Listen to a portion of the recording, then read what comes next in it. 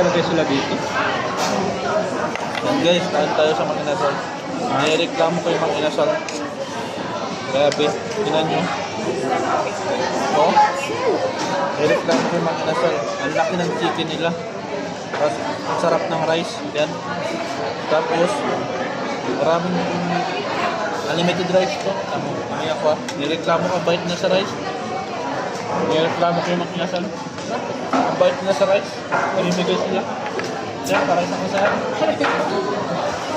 Dahil pa, nireklamo ko sila.